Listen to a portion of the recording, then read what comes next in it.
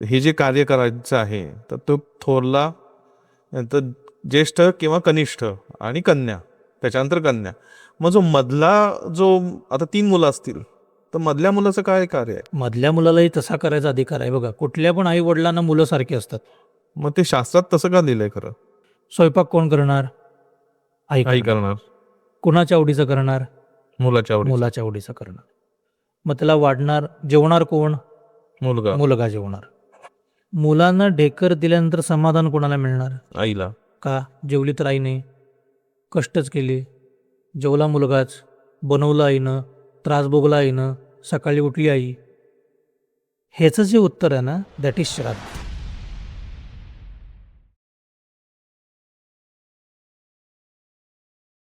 ही sound energy त्या kinetic एनर्जीसोबत cosmic एनर्जीमध्ये पाठवणं, that is पिंडदान. मृत्तिका स्नान म्हणजे काय? माती अंगाला लावायची. ह्यालाच तुम्ही मड थेरपी म्हणता. यासाठी आम्ही 700-1000 रुपये खर्च करतो. ती तुम्हाला लावायलाच सांगितली पूर्ण अंगाला.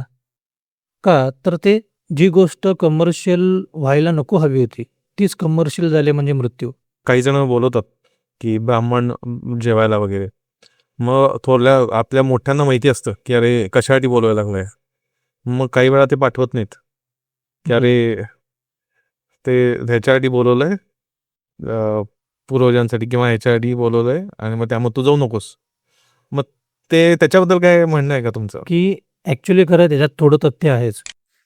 तर मंडळी, काही दिवसांपूर्वी आपल्या चॅनलवर तुम्ही बघितलं असेल, एक छान पॉडकास्ट आला होता, मृत्यूकडे बघण्याचा दृष्टिकोन.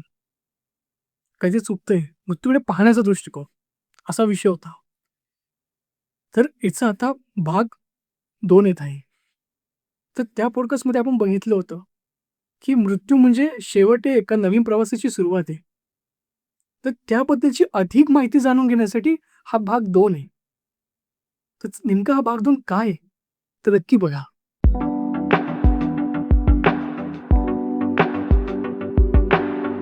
प्रत्येक गोष्ट ही फ्रिक्वेन्सीवर चालते. मग त्या पर्टिक्युलर फ्रिक्वेन्सीला ती जी ऊर्जा एनर्जी निर्माण होते सराउंडिंगला, ती मला पोषक आहे.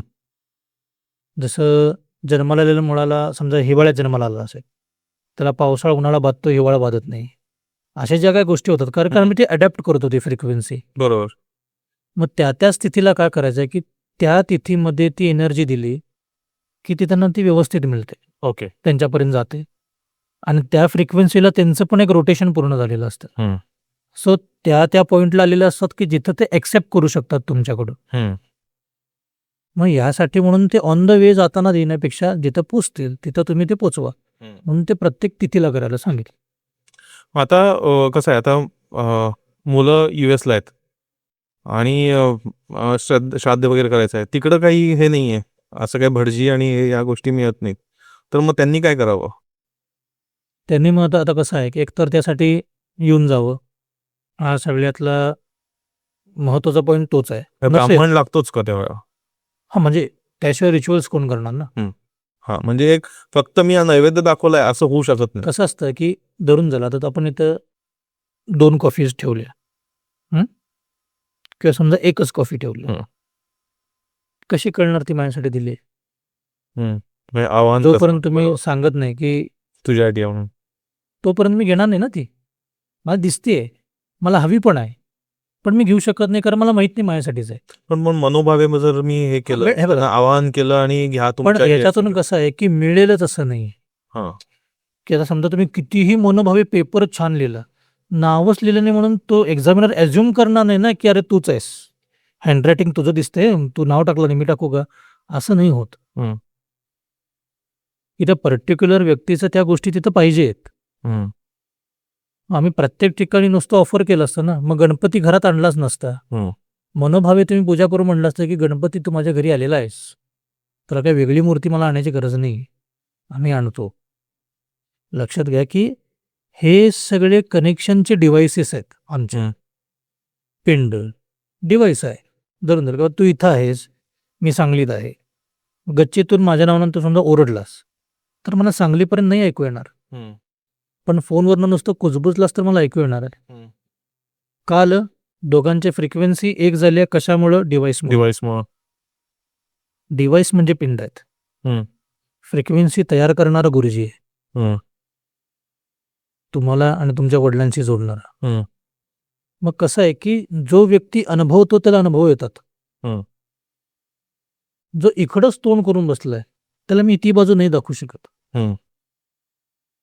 की लोकांनी म्हणून एक गोष्ट समजून घेतली पाहिजे की मीही ती त्यामध्ये येतो की आता तू थांबलायस, तू मला म्हणलं सकाळी 6 वाजता ये, बघ तुझ्या मागून सूर्य येतो की नाही.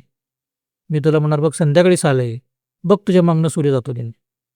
दोघंही टेक्निकली बरोबर आहेत, बरोबर. पण दोघांचे पॉईंट ऑफ व्ह्यू आहेत की तू सूर्योदय बघतोस, मी सूर्यास्त बघतोय. पण आम्ही असे नाही आहोत की बाबा ठीक आहे मग तू एक काम कर, तू माझ्या जागेला बस, मी तुझ्या जागेला बसते. हम्म. माझ्या नजरेनं तू सूर्यास्त बघ, तुझ्या नजरेनं मी सूर्योदय बघतो. हम्म. ही मेंटॅलिटी नाही आहे आमच्यात. हम्म. आमच्यात काय की तुला काय येते, तुला काय माहिती आहे, मी म्हणतो तसंच आहे, असं नाही आहे. हम्म. की साधं उदाहरण, नैवेद्य दाखवताना एक 2-3 वर्षापूर्वीची गोष्ट आहे.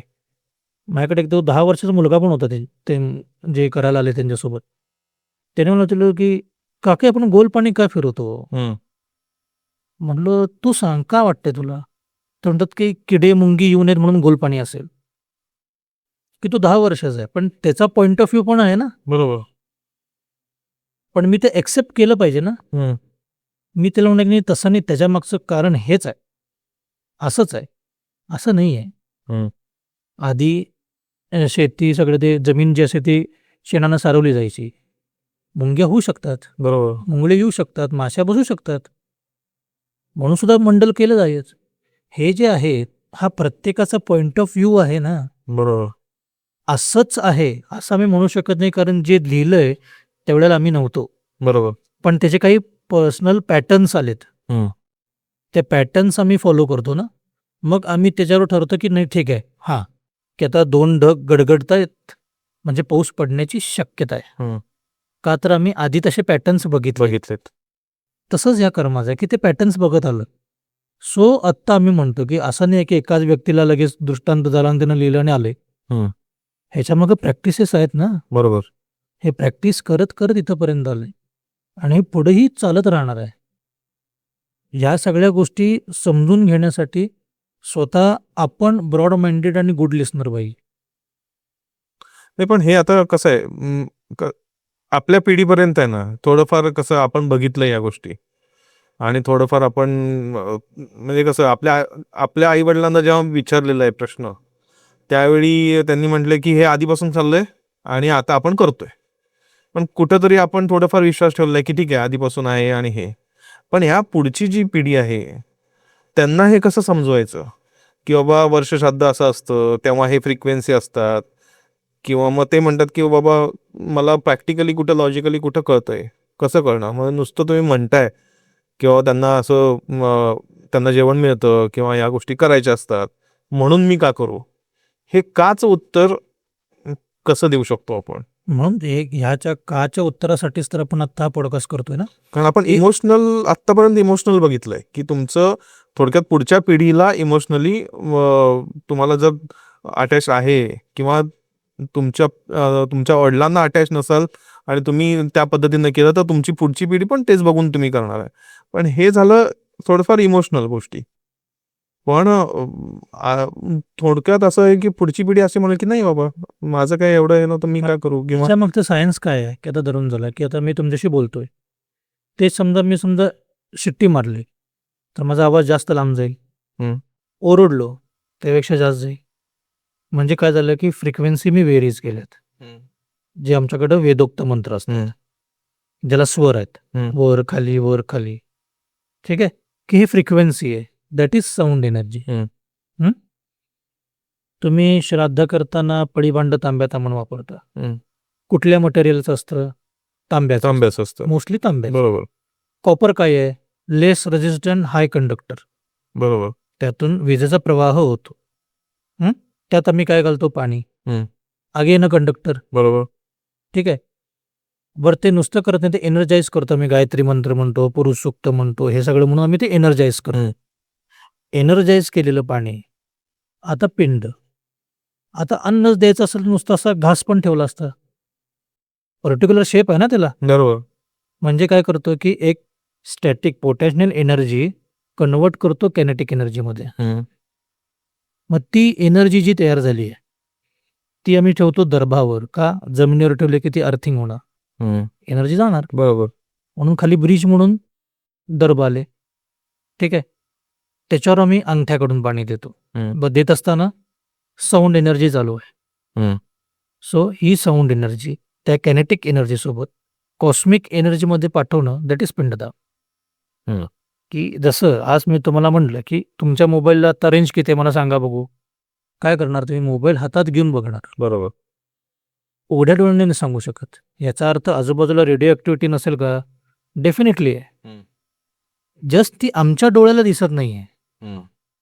मग आमच्या डोळ्याला दिसत नाही डझंट मेक किती नाही आहे. ती आहे. आमचे डोळे, आमचा पॉइंट ऑफ व्ह्यूने आमची नजर बदलली पाहिजे. की राम होता का नव्हता हा डिबेटेबल क्वेश्चनच नाही. बरोबर. राम आहेच. मग कुठं आहे राम? तुम्हाला तुझ्यातही दिसला पाहिजे. रामदास स्वामी विठ्ठलाला तेच म्हणले ना की इथं का रे उभा श्रीराम? विठ्ठलात जर राम दिसू शकतो तर मला माझे वडील कोणाचे दिसू शकतात? तिथपर्यंत तुम्ही तुमची आस्था नेली आहे का? तिथपर्यंत तुम्ही तुमची श्रद्धा नेली आहे का? आम्हाला प्रॉब्लेम काय माहिती आहे काय की आम्हाला सगळं ब्लिंकिट पाहिजे आहे. की मी फक्त OTP सांगणार आणि पैसे भरणार, सगळं मला घरी पाहिजे. असं होत नाही. जर तुला सावली पाहिजे तर पहिला रोप लाव. बरोबर. नुसतं लावून चालत नाही. ते रोप कशाचं आहे, त्याची काळजी कशी घेतात आणि त्याला पाणी कितपत घालतात ह्याची माहिती घे. त्यानंतर ते वाढतंय. आम्हाला डायरेक्ट फुल आलेलंच रोप लावायचं असतं. हा आत्ताचा थिंक टँक आहे. त्यामुळे जे आता आपण म्हणतो ना की जेन झी अल्फा हे तुमच्यावर या गोष्टीवर विश्वास ठेवणार आहे. जस्ट तुम्ही तो पॉइंट ऑफ व्ह्यू प्रेझेंट करायला पाहिजे त्यांच्यापर्यंत. की जसं गंगा बॅक्टेरियाच नाही आहेत, कर ना प्रूफ. नाहीच होत. आता नाही. प्रत्येकाकडे आता हल्ली एवढं सोशल मीडिया स्ट्रॉंग झाले, ट्रान्सपोर्ट आहे की प्रत्येकाच्या घरी गंगा आहे सध्या. होय. 90% लोकांकडे गंगा आहे. बाटलीमध्ये आहे, बाटलीमध्ये जपून त्याच्यावर. ठेवलेली आहे, पण त्यात घाण होत नाही. ही ताकद आहे ना त्या गंगेची. मग तुम्ही त्याला दैवत्व समजू नका, प्युरिटी म्हणून तर बघा. की आज मला कसं तरी होतंय म्हणून मी समजा एका पब बारमध्ये गेलो आणि आज मला कसं तरी होतंय म्हणून मी देवळात गेलो, माझ्या आवडते. प्रत्येक वेळी बारमधनं बाहेर पडताना मी आनंदाने बाहेर पडे असं नाही, कधी तर डिप्रेस होऊ शकतो. मंदिरात तसं होत नाही. बरोबर. मी शांत होऊन बाहेर पडतो. मग तू गणपतीसाठी जाऊ नकोस ना, एक मेडिटेशन सेंटर म्हणून जा. 10 मिनिटं बसायला जा, गणपतीकडे बघू सुद्धा नकोस, पण ते आवारात बस. का? ती जी एनर्जी आहे ना, ती एनर्जी तुम्हाला हील करते तुमच्या आजूबाजू. म्हणून आपल्याकडं आधी ते एन्व्हायरमेंट सगळं तयार केलं जातं ना. पूजेच्या आधी उदबत्ती लावली जाते, समई लावली जाते, फोटोला हार घातले जातात, सो दॅट तुम्ही बसताना तुमचं माइंड फ्रेश पाहिजे. बरोबर. हे आधीचे सगळ्या गोष्टी आहेत ना करताना, लगेच चालू होत नाही. नंतर तयारी करत नाही. सगळं तयारी करून आम्ही एकदा बघतो, मग आम्हाला एकदम प्लेझंट वाटतं. म्हणजेच काय की माझी एनर्जी बदलली आहे आतली, बरोबर. फ्रिक्वेन्सी चेंज झाली. If I have to listen to radio Mirchi ना, आय हॅव टू ट्यून 98.3. माझ्याकडे मार्शलचा रेडिओ असून चालत नाही. बरोबर. ट्युनिंग कोण करणार? ऑटो ट्यून केलं की 90 पासून 108 पर्यंत लागणार आहे. तुला 98.3 पाहिजे ना, मग तू मॅन्युअली 98.3 ला थांब. हे दोन्हीकडनं लागतं. म्हणून तुम्हाला जर सायन्स शिकायचं असेल तर पहिलं अध्यात्म शिकलं पाहिजे, तर सायन्स कळतो. जसं आता नासा क्लेम करतं की ओमचा आवाज आला. आमच्या प्रत्येक श्लोकात ओम आहे ना. बरोबर. योगानं सुद्धा ओम ऍक्सेप्ट केला ना. बरोबर. मग ही आमचीच गोष्ट आहे ना. माउंट एव्हरेस्ट आधी सुद्धा मोठाच होता, आत्ता तो कळला म्हणून मोठा पीक नाही येतो. बरोबर. तो आधी पण मोठा होता, जस्ट आज लोकांना रिअलाइज झालंय की नाही बाबा माउंट एव्हरेस्ट मोठा आहे. तसं एक कर्म मोठं आहे, आज नाही होईल. माझ्यासारखे 50 लोक येऊन जातील, पण किमान 51 किंवा 55 लोकांना तर ते प्रिव्हिलेज मिळेल की तो सांगू शकेल की नाही आमच्या लोकांनी करून ठेवलंय. हम्म. जे आज आम्ही सांगायचा प्रयत्न करतो. बरोबर. आणि मुळात ह्याच्यामध्ये अजेंडा काय आहे? परक्याला द्यायचंच नाहीये, बरोबर. आपल्याच व्यक्तीला द्यायचं आहे आणि त्याचंच द्यायचं आहे, तुमचं पण द्यायचं नाही. त्याची जी एक्सेस अमाऊंट तुमच्याकडे राहिली आहे, त्याची जी लेगसी तुमच्याकडे आहे, त्याचे जे DNA तुमच्याकडे आहेत, म्हणून ते तू करायचं आहेस. नाहीतर परक्यासाठी सांगितलं मग मामासाठी पण कर म्हणलंच असतं की आम्ही, आत्याला पण तूच दे. नाही, मग ते पक्षात सांगितले. मग हे तुम्हाला दिलंय, ह्याच्या मागचं सायन्स प्रत्येक ठिकाणी भीमरूपी मागं सायन्स आहे, रामरक्षे मागं सायन्स आहे. हे श्लोक आहेत ना, हे कळले पाहिजे. हे तुमचे ऍक्च्युली अँटीबायोटिक्स आहेत सगळे. पण पोटदुखीबद्दल कुठलं घ्यायचं आणि व्हायरल तापाबद्दल कुठलं घ्यायचं कळत नाही. बरोबर. मग आम्ही म्हणतो की डॉक्टर चुकीचं आहे. हा, तुला मेडिसिन कळत नाही आहेत कुठलं घ्यायचं आहे ते. की जसं रामदासांनी सांगितलं की संख्या चंद्र कला गुणे, भीमरूपी उल्लेख आहे ना, चंद्राच्या कळा किती? 15, 15 × 15 225 वेळाला. कसं म्हणायचं? दृढ देह निस्संदेह, एका जागेला बसून कसली शंका न ठेवता 225 वेळाला भीमरूपी म्हण सिद्ध झाली, दिली किल्ली. मग हे जर तुम्हाला कोडिंग कळत असेल, मग हे फिलिंग द ब्लँक शोधायचे आहेत. इझी पिझी काही मिळणार नाहीये ना. रामरक्षेत तसंच आहे. हनुमान कीलकम म्हटले ना, किल्ली कुणाकडे आहे? मारुतीकडे. मारुतीकडे. पहिले मारुतीकडे जायला पाहिजे. मुख्यमंत्र्यांकडे काम आहे म्हणजे पहिलं लोकल आमदार बघायला लागतो. बरोबर. आमदाराकडून त्यांच्या PA पर्यंत जायला लागतं. PA कडनं मग तुम्ही मुख्यमंत्र्यांकडे भेटू शकता जर मुख्यमंत्र्यांची इच्छा असेल तर. पण तुमची अपेक्षा असेल की मी एक फोन केले की मुख्यमंत्री माझ्या घरी यावे, होऊ शकत नाही. मग मारुतीपर्यंत पोचायचं आहे तर पहिला आमदार म्हणजे कोण की मी मला स्वतःला प्युअर केलं पाहिजे, मग मी PA पर्यंत पोचणार आहे. मग मारुतीपर्यंत पोचलं की राम खोतोच नसतो. हे तसंच आहे. जेव्हा तुम्ही बापाला द्यायला शिकता तेव्हा मूल म्हणून तुम्ही मोठं होतात आणि बाप म्हणूनही मोठं होतात. कारण दुहेरी भूमिका तुमच्या स्वतःच्या एकट्याच्या मनात येतात की तुम्ही मुलाला तसंच वाढवता जसं माझ्या वडिलांनी वाढवलंय. आणि मुलगा त्याच ॲट द सेम टाइम बघत असतो की माझे वडील माझ्या आजोबांना कसे ट्रीट करतायत. सो हे गेन आहे ना दोन्हीकडनं. बरोबर. त्यामुळे सगळ्या गोष्टी तेच बघायचं आहे. म्हणून मगाशी म्हणले की जसं मुलाने डेकर दिलं तर आईला समाधान वाटतं, ह्याच्याबद्दल सायन्स काही करू शकत नाही. की मी रडतो इथं बसून आणि माझी आई तिथनं बोलते काळजी करू नकोस रे मी आहे, वडील म्हणतात येऊ का उद्या, ह्यानं मला बरं वाटतं, ह्याला सायन्स काय नाही करू शकत. बरोबर. ही सायकी आहे ना आमची, सायकोलॉजिकल आहे. बरोबर. पण पर्टिक्युलर व्यक्तीनं म्हटल्यावरच आम्हाला तसं वाटतं. 17-60 लोक पाठवून फिरून म्हणतातच की मला बरोबर. काळजी करू नको मी आहे, काळजी करू मी आहे, पण आम्ही लक्ष देत नाही. पण एक हात पाठीवर फिरल्यानंतर आमच्या अंगावर शहार येतात की नाही हा माझा माणूस आहे, कारण आमच्या फ्रिक्वेन्सी जवळल्या आहेत. बरोबर. त्यामुळं काही गोष्टी सायन्स उत्तर देऊ शकत नाही, काही क्लेम सायन्स 100% करू शकत नाही. पण आपलं अध्यात्म म्हणत नाही बाबा की सगळं आमचंच बरोबर आहे. आम्ही अजूनही स्वीकारतोय ना तुम्हाला. आपलं इतकं वास्ट आहे की ते आत्ता हे एक्सप्लोअर करतायत. बरोबर. की 10व्या दिवशी मृत्तिका स्नान आहे. सायन्सच पाहिजे तर मृत्तिका स्नान म्हणजे काय? माती अंगाला लावायची. ह्यालाच तुम्ही मड थेरपी म्हणता. यासाठी आम्ही 700-1000 रुपये खर्च करतो. ती तुम्हाला लावायलाच सांगितली पूर्ण अंगाला. का तर ते माती, ओली माती एकतर गार असते, भाजलं पोळलं आधी मातीचा लेप लावायचो, रांजणवाडी उठली तुळशीच्या खालची माती लावतो, सुंदर दिसणारी मुलतानी मातीच लावतो. म्हणजे मातीमध्ये अनन्यसाधारण गुण आहेत. मग ते शरीराला लावून ठेवायचे. 10व्या दिवशी परत तुम्हाला सूर्यस्नान आहे, कोवळ्या उन्हात उभं राहायचं आहे, बेसिकली व्हिटॅमिन D साठी आहे. मग ते सनबर्नसाठी आम्ही जे गोवा, मालदीव्स वगैरे जातो ते हेच आहे, बेसिक आहे. फक्त ह्याच्यामध्ये काही एक्झॉटिक नसल्यामुळे आम्हाला ते नको वाटतं. किंवा बांधिलकी होते ना याच्यामध्ये, ती नको असते. आता तसं तुम्ही हॅलोविन सपोर्ट करता, पक्ष 15% नाही करत. हॅलोविन म्हणजे काय? त्या जीवात्मांबद्दल प्रतिकात्मकच करता ना. चीनमध्ये सुद्धा असा रिच्युअल्स आहेत की जुने शव बाहेर काढले जातात, त्यांना ड्रेसअप केलं जातं चांगलं आणि परत त्यांना पुरलं जातं. हे चीनमध्ये रिच्युअल्स आहेत, सगळीकडे आहेत.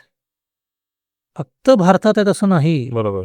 फक्त वेगवेगळ्या पद्धतीने आहे. हा, अधिक महिना वेड्यात काढू नका. इंग्लिशमध्ये लीप इयर येतं. चीनी कॅलेंडरमध्ये सुद्धा महिना जास्त आहे. सगळीकडे आहे हो. प्रॉब्लेम काय आहे की आम्ही जीवात्मा म्हणतो ते पोटाऊन म्हणतात. आम्ही मृत्तिका स्नान म्हणतो ते मड थेरपी म्हणतात. तिथं सोफिस्टिकेशन वाटतं आम्हाला, पण आपलं सोफिस्टिकेशन आहे. सिम्प्लिसिटीमध्ये जगतो ना आपण. बरोबर. जे असेल, जे मिळेल त्या गोष्टी सगळ्या युटिलाइज करतो. म्हणून कर्माचं भागात काय सांगितले की यथाशक्ती, यथामती आणि यथामिलित साधनेनं कर्म करावं, की मला झेपेल तसं. दक्षिणा आणि बिलमध्ये फरक त्यामुळे आहे ना. दक्षिणा म्हणजे काय, हे अप्रॉक्सिमेटली इतके द्या, बरोबर. बिल म्हणजे प्रिसाइसली इतके द्या. बरोबर. हा फरक आहे. कर्मामध्ये दक्षिणा असते.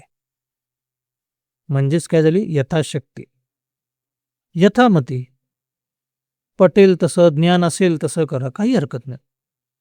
बट तुम्ही संकल्प करताना करा की मला जेवढं येतं तेवढं मी करतोय. हा, म्हणजे त्याच्यातच तेच आहे. आता मगाशी ते सांगितलं की बाबा ब्राह्मण असेल तरच आपण व्यवस्थित ते कनेक्शन करू शकतो, म्हणून आपल्याला ब्राह्मणांना देतो. मग पटेल तसं करा जे म्हटलंय. आताच जर कंडिशन बघितली की काही ठिकाणी आहे ना असं पण होतं की मला करायचंय, पण कायच्या काय हे सांगितलं जातं, बजेट सांगितलं जातं त्याचं. मग असं हे होतं की अरे हा ठीक आहे करायचं आहे, पण एवढा खर्च करायचा आहे का. मग आपण मनोभावे करूया आणि आपण आपल्या पद्धतीनं करूया, हे असं कुठेतरी कंडिशन होते. कसं तर झालंय, हे कसं हँडल करावं किंवा काय करायला पाहिजे. जी गोष्ट कमर्शियल व्हायला नको हवी होती तीच कमर्शियल झाली म्हणजे मृत्यू.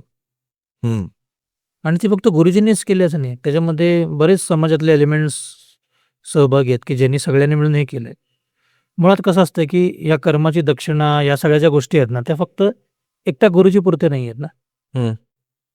त्याच्यामध्ये दान धर्म असतो, बरेच अजून काही गुरुजी त्याला सपोर्टिंगला असतात, काही युनिट राबत असतं, बरेच एलिमेंट्स असतात. याचा अर्थ असाही नाही की तुम्ही म्हणाल तेवढे द्या, पण प्रत्येकाचं काही ना काही तर अप्रॉक्स काढून दिलेलं आहे तुम्हाला करताना. जसं आज पुण्यातला इन्कम आणि सांगलीतला इन्कम यात काहीतरी फरक आहे, महागाईमध्येही फरक आहे, राहणीमानात फरक आहे, तसं दक्षिणेत फरक आहे प्रत्येक ठिकाणी.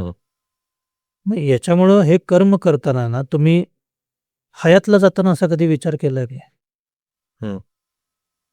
चला बायको आपण सगळेजण म्हणून चला 4 दिवस जाऊया, मग आपण काम करू, आपण फोनला राहूया, चल ना आपण मॅरिटला राहूया. आम्ही तिथं सीसी वापरतो ना, स्वॅप करतो, राहतो, EMI तर EMI, हा कॉम्प्रोमाइज नाही आहे याच्यावर.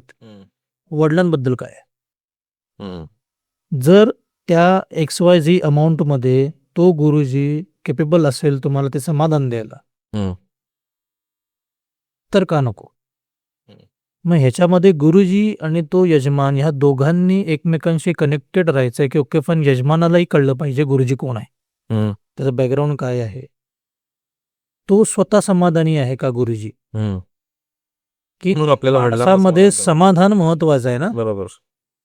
आणि गुरुजींनी हे बघायचं आहे की गेलेली व्यक्ती कोण आहे, ती कितपत आजारी होती, ह्यानं किती खर्च केलेत त्याच्यावर, आणि ह्यानं पुढं काय आहे, या सगळ्या गोष्टींचा विचार करून एखादी दक्षिणा असावी. म्हणजे आता पुण्यामध्ये कसं आहे की इतकी लोक आहेत, लोकसंख्या आहे, कोण गुरुजी कसं बॅकग्राऊंड बघणार, कशा गोष्टीवर. किमान आमच्या सांगलीत कसं आहे की सगळे ओळखीचे आहेत, बरोबर. आम्हाला माहिती आहे बाबा की कोण कसं आहे, कोण काय आहे, त्या पद्धतीनं आम्ही कर्म सगळ्या गोष्टी करून घेतो. पण हे त्या पद्धतीनं केलं तर रस्ता टिकतील ना, अदरवाईज कशा टिकतील. बरोबर. कुठल्याही मुलाला वाटतच नाही ना आपला बाप जावा, तो रुबी पुन्हा जे लीलावती मिळेल ते बेस्ट ऑफ बेस्ट हॉस्पिटल बघणारच की, तो कुवत बघत नाही तिथं. बरोबर. पण गुरुजीने हेही समजून घ्यायचं की मृत्यू स्वस्त नाही आहे रे. ऑलरेडी 3-4 घालवून आलाय तो, त्यात बापही हाताला आला नाही. 3-4 गेले असते तरी चालतंय आम्हाला, चला वडील तरी हाताला लागले असते, ते पण नाही आहे. त्यात तो एकटा आहे. आता पुढं भविष्य आहे रे, सगळेच पैसे तुम्हाला देऊन तर काय करणार, मिडवे काढूया. मग शास्त्रात तुम्हाला तो प्रॅक्टिकलपणा दिला की ओके फाईन 16 ब्राह्मण नेणार, चल 5 घालू. 2 चल, 11, काय मिळतील ते कर. जिथं तुला जमेल तिथं कमी कर. कर्मात कमी करायचं नाहीये, साधनात कमी करायचं आहे. जसं मुठभर तांदूळ दिलं काय आणि पोतभर दिलं काय, फळ एकच आहे. बरोबर. महाप्रसादाला समजा मी मुठभर दिलं तर मी पोतं दिलं, दोघांना फळं वेगळी नाही आहेत. वेगळी कधी येतात की माझ्या ऐपत पोत्याची होती तरी मी मुठभरच दिलं तर फरक आहे. बरोबर. पण माझी ऐपत मुठभरची होती पण मी ते मुठभर दिलेलं आहे तर फळ एकेसारखे आहेत. बरोबर. पण दुर्दैव काय की आमचं सगळं आयुष्य आकड्यात अडकलंय. की आम्ही देवाला गेलो तर पावती केली म्हणत नाही, 500ची पावती केली म्हणतो. अरे मी बावधनला फ्लॅट घेतला 3 BHK, मोबाईल घेतला सुद्धा म्हणून नाही, 82,000 मोबाईल. प्रत्येक ठिकाणी आकडा आहे. आकडा आलाय. शास्त्र काय म्हणतं की क्वालिटी मॅटर करते क्वांटिटीपेक्षा. एकच ब्राह्मण जेवायला घाल, पोटभर घाल, चल इट्स ओके, चालेल, फळ मिळणार आहे तुला. 16च पाहिजे नियम नाही. जेव्हा हे कर्म लिहिलं गेलं तेव्हा ब्राह्मण हा पौरोहित्यच करायचं. आज ब्राह्मण नोकरदार पण आहे, व्यावसायिक पण आहे, बऱ्याच ठिकाणी. बरोबर. बरं, आज लोकसंख्या इतकी आहे की सगळ्यांना तुम्ही केटर पण नाही करू शकत. बरोबर. मग हे शास्त्राने तेव्हाच सांगितलंय. मग तुला जर वाटत असेल की नाही बाबा मला एकच ब्राह्मण मला पुरेल तेवढंच माझ्याकडे आहे, तू एकच ब्राह्मण घाल. पण आम्ही इगोइस्टिक आहे. माझ्या मित्राच्या वेळेला त्यानं 16 घातलेले, मग मी पण 16च करतो, असं नाही चालत. बरोबर. म्हणून ते यथामिलित साधने नाही, म्हणून ते यथामती आहे. यथामती म्हणजे मी नैवेद्य ठेवतो मला पट्टे दे, असं नाही आहे त्याचा अर्थ. की तुला रिसोर्सेस दिलेत ना, तू हे इव्हेंट कमी कर, कर्म कर. की श्राद्धाला 50 लोक जेवायला घालू नको, 5च घाल. जिथं कॉस्ट कट होतोय तिथं कर ना. लोकांना नुसता प्रसाद दे. आम्ही 50 लोक जेवायला घालणार पण पिंडदान करणार नाही, ही मानसिकता आहे आमची. त्यातनं हे सगळे प्रश्न उद्भवत गेलेत. म्हणून हे कर्म यथाशक्ती, यथामती आणि यथामिलित साधनेनं पाहिजे. मग आता काही वेळा असं असतं ना की बाबा अशा वेळा काही जण बोलवतात की ब्राह्मण जेवायला वगैरे, मग थोरल्या आपल्या मोठ्यांना माहिती असतं की अरे कशासाठी बोलवायला लागलाय, मग काही वेळा ते पाठवत नाहीत की अरे ते ह्याच्यासाठी बोलवलंय, पूर्वजांसाठी किंवा ह्याच्यासाठी बोलवलंय आणि मग त्यामुळे तू जाऊ नकोस. मग ते त्याच्याबद्दल काय म्हणणं आहे का तुमचं? की ॲक्च्युली खरं त्याच्यात थोडं तथ्य आहेच. कारण मुळात कसं आहे की तुम्ही जिथं बसल्यानंतर आहे ना तुमच्यामध्ये त्या पितरांचं आवाहन केलं जातं. म्हणजे काय तुमच्यात पितर बसतात आणि तुमच्यातनं जायचं नाही आहे, पण ती एनर्जी आहे. की मी ही स्वतः पाहिले की जो व्यक्ती 1-1.5 पोळी खाणारा वगैरे असेल, तो पितरांच्या जागेला बसला की 3-3, 3.25 पोळ्या खातो आणि असं त्याचं मन भरत नाही. मी अशी खूप उदाहरणं पाहिलेली आहेत. आणि मुळात कसं आहे की श्राद्धाचा स्वयंपाक सात्विक आहे. ज्याला मी अशुभ म्हणतो ना, तो मुळात सात्विक स्वयंपाक आहे. त्यासारखा सात्विक स्वयंपाक दुसरा कोणताही नाही आहे. पण त्याच्यावर आवाहन करून प्रोक्षण केल्यामुळे कसं की त्याच्यात वासना आहेत ना. की मगाशी जो आपला वासनाचा विषय झाला, बरोबर. एक गोष्ट लक्षात घ्या की परमोच्च वासना ही अन्नाची आहे. शरीर मला रोज लागत नाही, मुलं सुद्धा मला रोज नको आहेत. शाळेत गेले की मला बरं वाटतं, पैसा पण मला रोज नको आहे, कधीतरी मी विकेंड एन्जॉय करतो. अन्न मला रोज पाहिजे आणि व्हरायटी पाहिजे. 8 दिवस मी नुसतं वरण भात खाऊ शकत नाही. मग ही जी माझी परमोच्च वासना आहे ना, ती क्रेविंग्सला भाग पडते. आपला श्राद्धाचा स्वयंपाक आहे हा षडरसांनी बनलेला असतो. आंबट, खारट, तिखट, तुरट, गोड, कडू. बरं, त्यात सगळे एलिमेंट्स आहेत. शिजवलेलं अन्न असतं, भाजकं असतं, तळलेलं असतं, उकडलेलं असतं, सगळे एलिमेंट्स आहेत. बरोबर. मग हा जो स्वयंपाक आहे हा खाण्यासाठी हेवी आहे ना, मग हा पचायलाही तसा आहे. ह्याच्यामध्ये सगळे इन्ग्रेडियंट्स आहेत. मग ह्याच्यामध्ये आमसूळ चटणी असते ज्यानं पित्त होत नाही, काकडीची कोशिंबीर असते ज्यानं पोटातलं पाण्याचं प्रमाण व्यवस्थित राहतं. सुरुवात करतो खिरीनं, म्हणजे काय गो पचनक्रियेला सुरुवात होते. कमी प्रमाणात खाल्लेला बटाटा हा आरोग्यासाठी चांगला आहे. अळूची भाजी पोटातलं घाण काढतं. वरण भात शेवटी उठताना आम्ही ताक पिऊन उठतो. हे सगळे एलिमेंट्स आहेत जे की तुमच्या शरीरासाठी पोषक आहेत, ज्यातनं तुम्हाला कार्ब्स पण मिळतात, फायबर मिळतं, प्रोटीन, सगळे एलिमेंट्स आहेत त्याच्यात. पण आम्ही त्याच्याकडे बघताना वेगळं का बघतो? पुन्हा तेच आहे की एक्झॉटिक नाही. की आता इकडं पुण्या साईडला अळूची भाजी शुभकर्मात वापरतात, आमच्याकडं पश्चिम मातेकडच्या बाजूला अळूची भाजी फक्त 13व्याला श्राद्धाला बरोबर. वापरतात. मग हे जे आहे हे प्रत्येकाने काय केलंय थोडक्यात, की काहीतरी सणाला पर्टिक्युलर पदार्थ, पर्टिक्युलर चव आणि पर्टिक्युलर गोष्ट तुमच्या पोटात जावी म्हणून त्या पद्धतीनं केले. मग ते ऋतूप्रमाणे बदललंय हो, की बाजरी आम्ही बाकीच्या दिवशी नाही खात, पर्टिक्युलर ऋतूमध्येच पर्टिक्युलर दिवशीच खातोय. बरोबर. का तर त्यात उष्णता आहे आणि ती मला कधी युटिलाइज करायचे हे आम्हाला माहिती आहे. म्हणून त्या गोष्टी बाबा की अळूची भाजी, आमसोल्याची चटणी, ह्या ज्या गोष्टी आहेत हे आम्ही रोज खाऊ शकत नाही. हे त्यासाठी खायचं आहे की जेणेकरून तुम्ही जो आहार घेणार आहात तो सकस असावा, पौष्टिक असावा, तुमच्या शरीराची सगळी झीज बडून काढणारा असावा. म्हणून आपल्याकडे श्राद्ध स्वयंपाक असा आहे.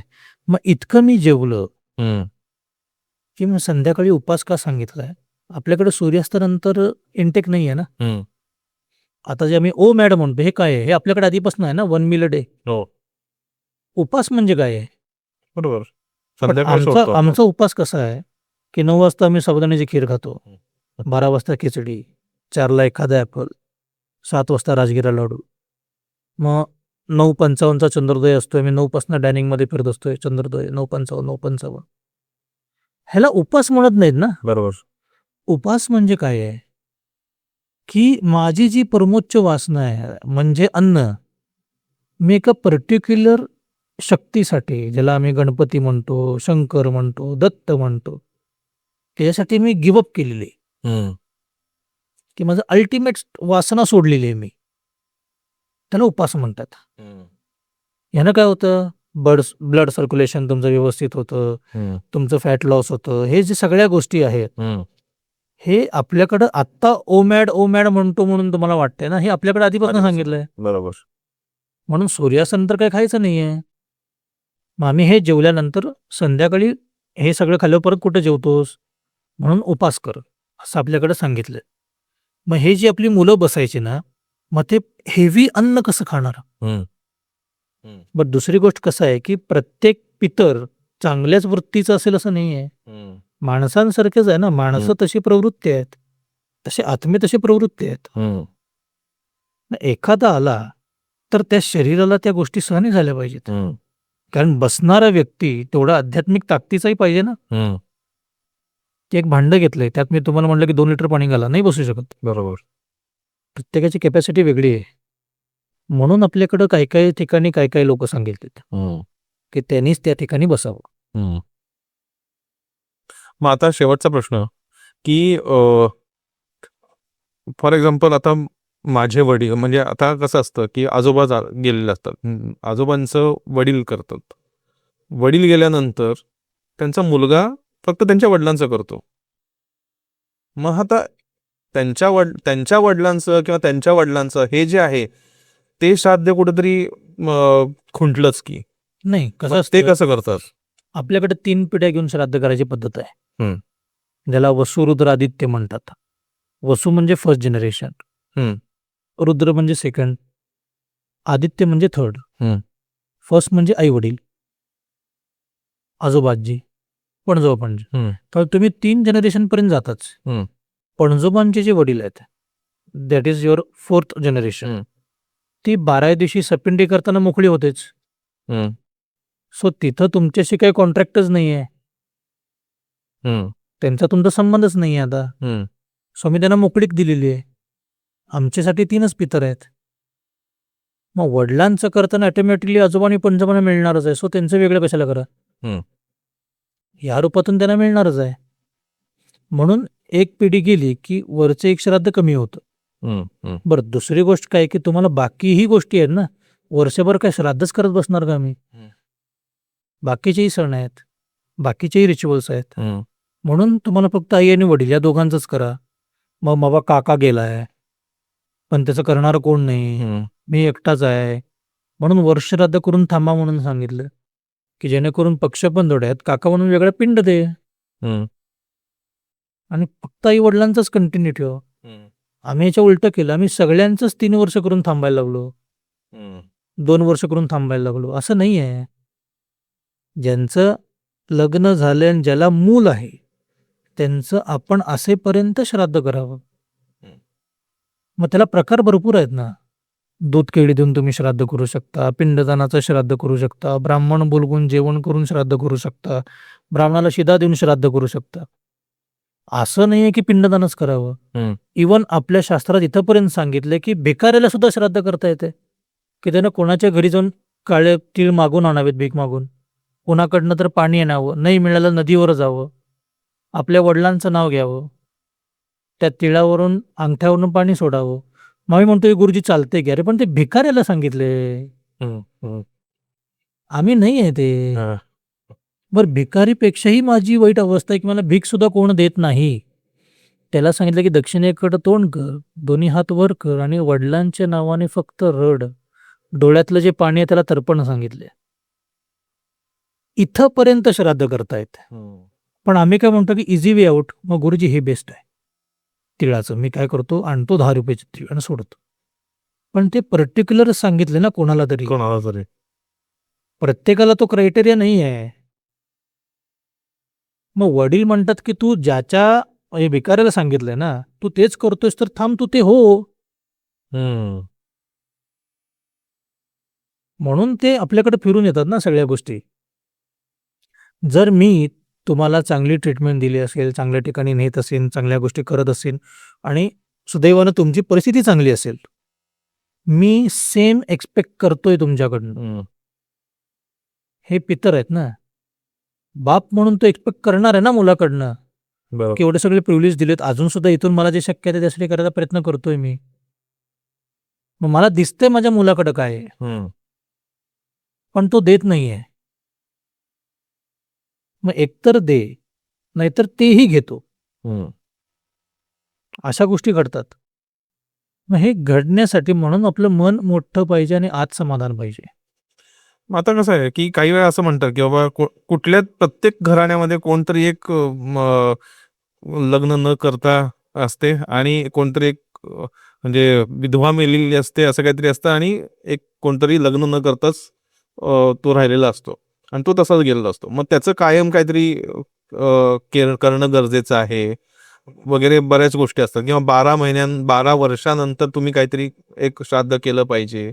ह्या ज्या गोष्टी आहेत त्या बेअर मिनिमम म्हणजे काय केलं पाहिजे ह्याच्यासाठी आपल्याकडे कसं आहे की म्हणजे जळून बुडून अपघाती मृत्यू, ब्रह्मचारी, कुमारिका अशी जी सगळी लोक जातात, मग यांच्यासाठी पण आपल्याकडे श्राद्धामध्ये अन्नाची घास ठेवले जातात, मुटके ठेवले जातात. हे त्यांच्यासाठीच आहे की जे कोणी अशा प्रवृत्तीनं गेले असतील. मग आता कुमारिका गेली म्हणण्यात मुलगाच नाही ना, करणार कोण? बरोबर. पण कुमारिका घरामध्ये जाणं म्हणजे आमच्या घरामध्ये ती एनर्जी इतकी निगेटिव्ह झाली की आमच्या घरातली कुमारिका गेली.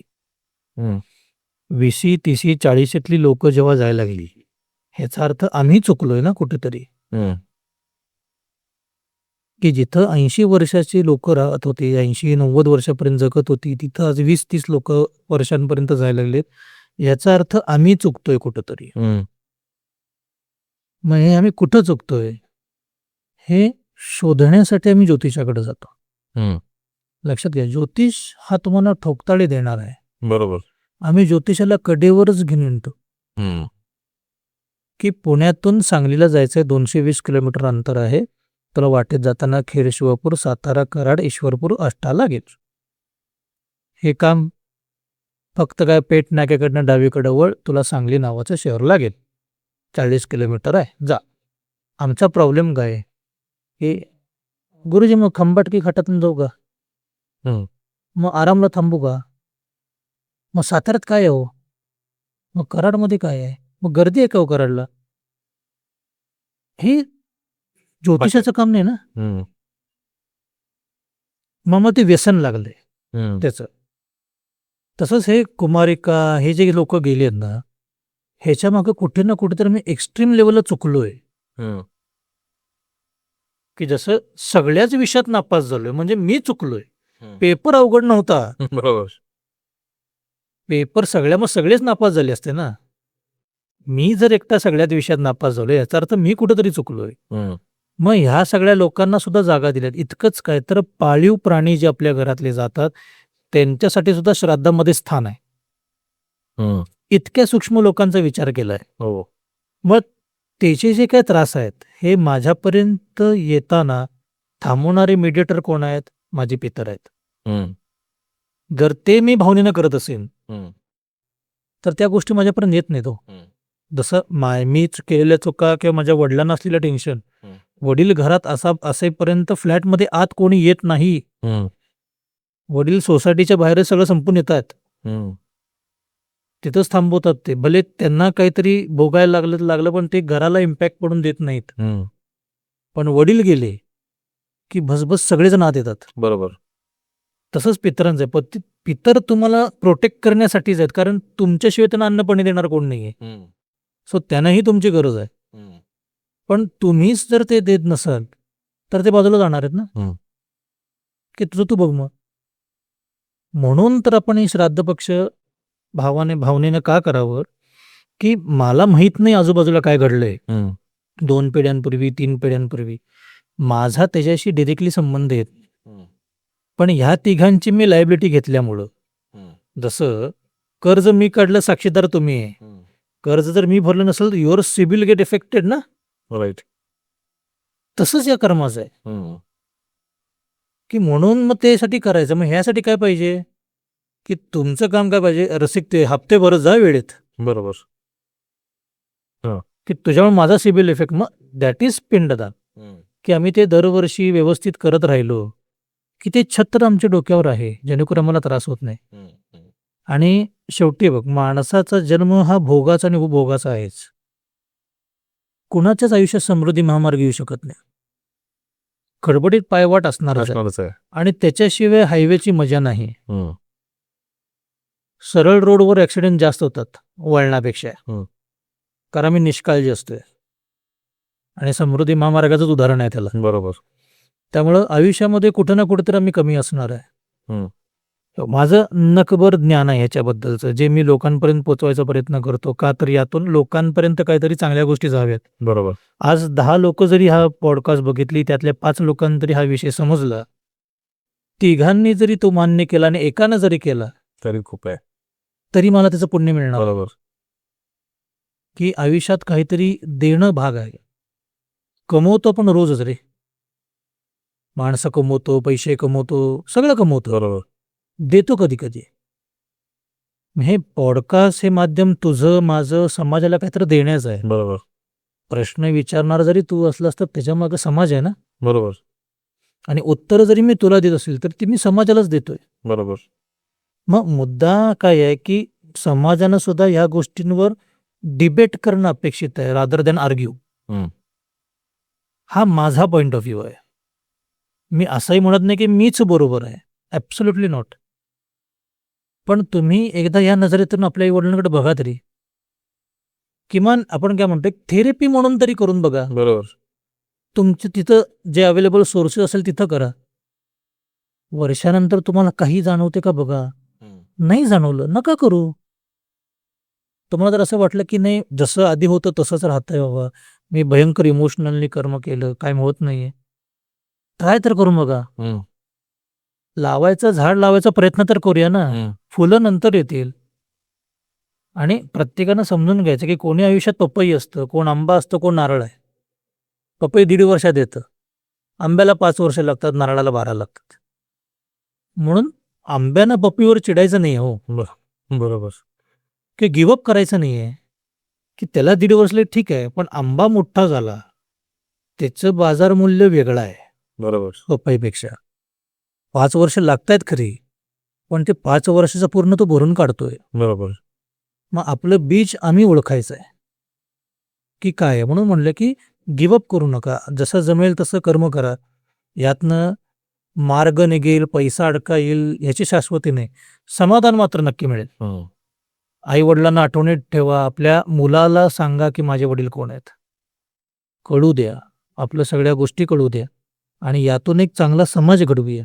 हे कर्म जातीचं नाही आहे, हम्म. समाजाचं आहे. समाजाचं आहे. म्हणून म्हटलं की पहिल्या रांगेत बसलेल्या व्यक्तीला आणि शेवटच्या रांगेत बसलेल्या व्यक्तीला महादेव वेगळा नाही. हम्म. आस्तींमध्ये सुद्धा मराठ्याची, SC ST, OBC, ओपन, कोणी किती 18 पगड जाते, प्रत्येकाच्या अस्थी वेगळ्या नाहीत. प्रत्येकाची लाकडं वेगळी नाहीत, कावळा वेगळा नाही, पिंड वेगळे नाहीत. हे जर धर्म तुम्हाला देतंय, जातीत अडकून पडण्यासारखं नाही आहे. पोरांना, आता समोरच्या मुलांना धर्म शिकवा. जात शिकवणारे गेले आता आपण धर्मासाठी जाऊ, जमासाठी जाऊ. की आता आपण समाज म्हणून एकत्र येऊया, जात म्हणून एकत्र येण्यापेक्षा. दिवसाला एकत्र येण्यापेक्षा 365 दिवस एकत्र येणं गरजेचं आहे. आणि याच्यासाठी सगळ्यांनी मिळून पुढे यायला पाहिजे. आणि त्यातला हा उत्तम पर्याय म्हणजे दिवसकर्म, श्राद्ध, पक्ष, सणवार, शुभकर्म हेच रिच्युअल्स आहेत, की जिथं समाज सगळा एकत्र येतो. आणि त्याचाच आपण प्रयत्न करू. मग वर्षश्राद्ध आणि पक्ष पंधरवडा, मग वर्षश्राद्ध जर व्यवस्थित केलं तर पक्ष पंधरवड्याचा काय उपयोग आहे? म्हणजे काय पक्ष आलंय? पक्ष म्हणजे कसं आहे की हे पुण्यकर्म आहे. हा. पुण्यकर्म म्हणजे काय की आई वडिलांना तर द्यायलाच पाहिजे, माझं कर्तव्य आहे. हम्म. पण मावशी, मामा, आत्या, काका, सासरे हे जी लोक आहेत, आईचे वडील, आईची आई, म्हणजे ज्यांनी माझं लहानपण, माझं टीनेज, सराउंडिंग त्यांच्यामुळे माझं निर्माण झालं, त्या लोकांनाही पिंडदान करायचं, हे पुण्यकर्म आहे. मग आम्ही काय म्हणतो, मामाचं पोरगं करेल की, मावशीचं मावशी बघेल, मी का द्यायचं? अरे पण तू जेव्हा लहान होतास, तुझी आई जेव्हा स्वयंपाकघरात होते, मावशीने किमान एकदा तरी आंघोळ घातली असेल ना रे तुला. काकानं कधीतरी कडेवर घेतलं असेल, मामानं कधीतरी काहीतरी खायला दिलं असेल. मग ह्यांची ऋणं कधी फेडणार मी? म्हणून तो पक्षात रेडायचे, की मावशीला सांगायचं की तुला आई म्हणून तुझा मुलगा पिंड देतोच आहे, पण तू माझी मावशी लागतेस ना, म्हणून मी तुला पिंड देतो. की तू माझ्यासाठी काही ना काहीतरी केलंयस याची जाण मला आहे. आणि माझ्या वडिलांसोबत, माझ्या आईसोबत तुलाही मी आज पिंड देतोय. हा पक्ष आहे.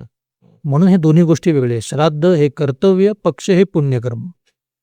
ओके, मस्त, छान. असं सोप्या भाषेमध्ये भरपूर आपण समजून घेतलेलं आहे. माझ्या पण भरपूर शंका निरसन झालेले आहेत. तर पॉडकास्ट बघणाऱ्यांना, व्ह्युअर्सना पण हे कळलं असेल की काय आहेत या गोष्टी, आणि सिम्पल वेनं आपली जी रिस्पॉन्सिबिलिटी आहे ही पार पाडणं, हे याच्यातूनच एक आपण छोटासा प्रयत्न केलेला आहे.